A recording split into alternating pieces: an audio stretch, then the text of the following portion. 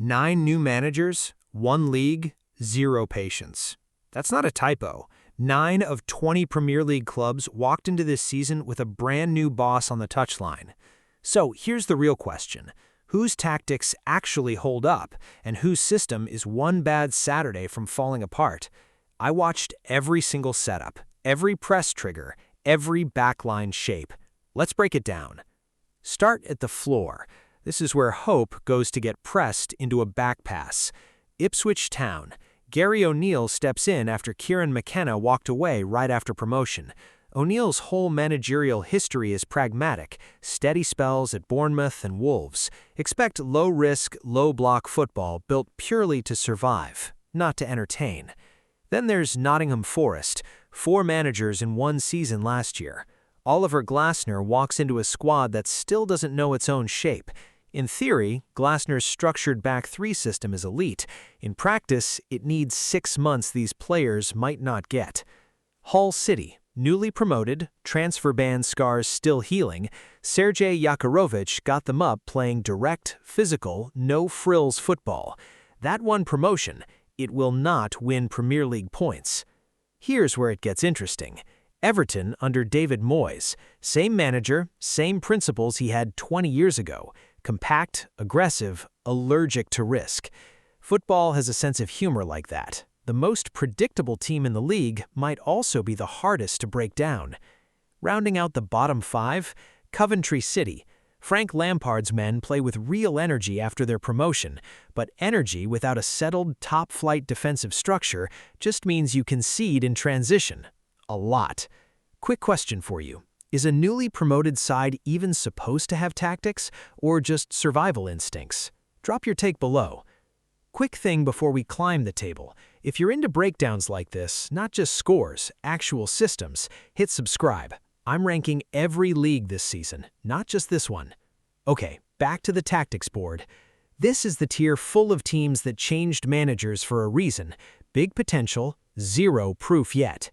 Brentford under Keith Andrews, set-piece machine, structured transitions, a team that scores more than its possession stats deserve.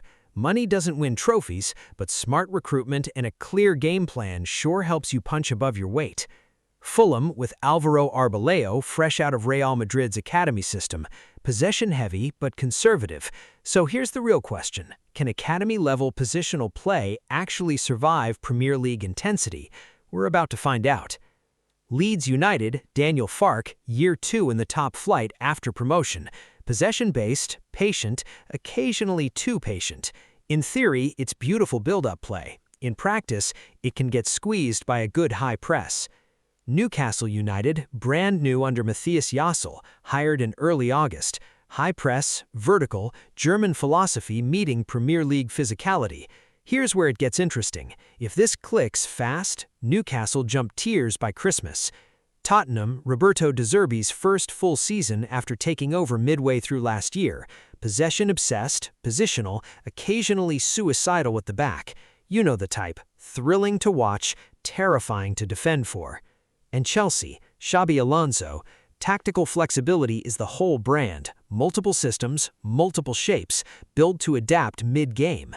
That's not a typo. Alonso changed formation shape more times last season at Bayer Leverkusen than most managers do in a full year. The question is whether that flexibility translates instantly or takes time to click. 6 teams, 6 question marks. None of them finished in Europe last season. That's exactly why the new managers got hired. Now we're getting somewhere. These 4 actually earned a European spot last season, and it wasn't luck.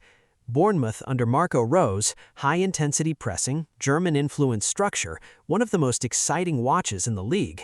That system took them straight into the Europa League. Sunderland, Regis Lebris, and yes, that's a promoted club sitting in this tier, not the bottom one. Lebris took Sunderland to 7th place and a Europa League spot last season. That's not a typo. Structured, disciplined, and criminally underrated. Crystal Palace, Pierre Sage, he won the Coupe de France with structure and discipline at Lens, and Palace themselves won the Conference League last season under their predecessors' foundations. Sage inherits a proactive mid-block designed to strangle games, now with Europa League football to manage on top. Brighton, Fabian Hürzeler, back-to-back 8th-place finishes on a system built entirely around player development and positional rotation, good enough for Conference League qualifying. Brighton out-tactics clubs with 5 times their budget every single year. So here's the real question. If these 4 smaller clubs out-tacticsed half the traditional Big Six last season, what's actually stopping them from doing it again?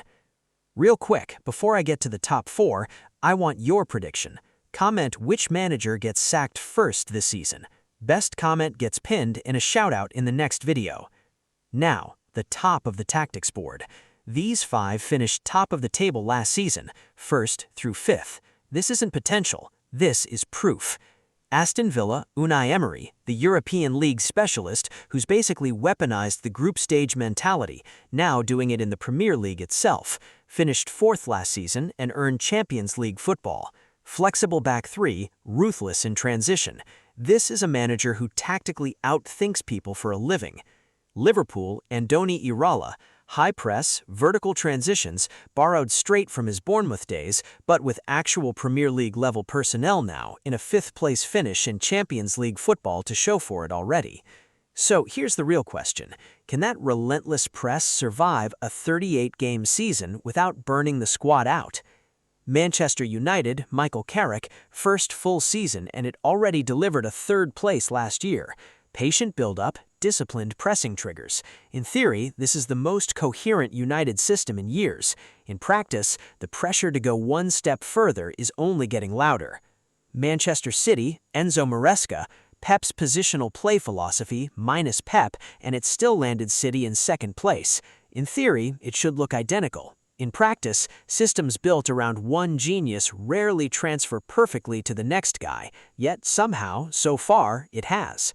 And at number 1, Arsenal, Mikel Arteta, defending champions, longest-serving manager in the league, a system so refined it doesn't need reinvention, just reinforcement. Structured pressing, positional overloads, set-piece dominance.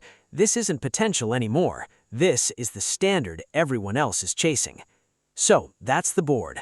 Bottom 5 surviving on structure, the unproven middle full of new managers with something to prove, the proven tier already outperforming their budgets in Europe, and the top 5 sitting exactly where their tactics put them last season. Arsenal on top as the system to beat. Here's my real question for you. Which mid-table manager finishes this season in the top 6? Not the obvious picks. Surprise me. Drop that prediction in the comments. Best comment gets pinned in a shout-out in the next video. If this kept you watching this long, subscribe. Next up, I'm ranking every summer signing by tactical fit, not price tag. See you in the next one.